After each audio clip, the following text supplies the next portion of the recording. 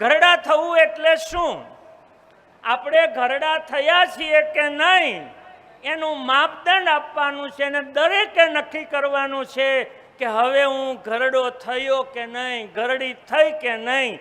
અને જો ઘરડા થયા હોય તો જીવનને બહુ સમજણપૂર્વક ચલાવવું પડે. ઘરડા થવું એટલે શું?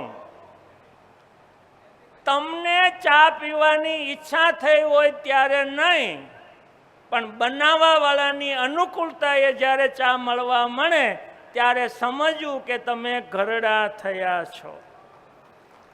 ઈચ્છા હોય ત્યારે નહીં, પણ બનાવવાવાળાની અનુકૂળતાએ જે દિવસે ચા મળવા મળે ત્યારે સમજવું કે હવે હું ઘરડી થઈ છું, હવે હું ઘરડો થયો છું. તમે ચા પીવો અને કપ રકાબી ધ્રુજે ત્યારે નહીં, પણ ચા માગતા પહેલા જીભ ધ્રુજવા મળે ને તો સમજજો કે તમે ઘરડા થયા છો.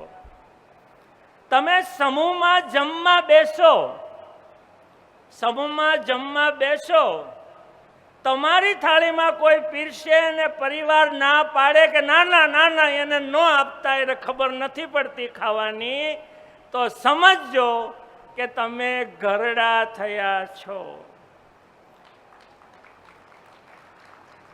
પરિવારમાં વાતો કરતા હોઈએ કોઈ કામની અને કોઈ એમ કે તમે બેસો, તમને ખબર ના પડે, ખબર ના પડે એમ જે દિવસે તમને પરિવારના કોઈ સભ્ય કહે ને ત્યારે સમજવું કે તમે ઘરડા થયા છો. આ બહુ મોટી વાત છે. તમને જમવા માટે જ્યારે એકલાને થાળી આપે, પરિવાર સાથે ન જમાડે અને જમવા એકલા બેસાડે ત્યારે સમજવું કે તમે ઘરડા થયા છો. આ ઘડપણની બહુ વેદના અને વ્યથા હોય છે. अगर आपको ये वीडियो पसंद आया है तो चैनल को सब्सक्राइब करना ना भूले और साथ में बेल आइकॉन भी, ताकि नए वीडियो की नोटिफिकेशन आपको तुरंत मिलती रहे.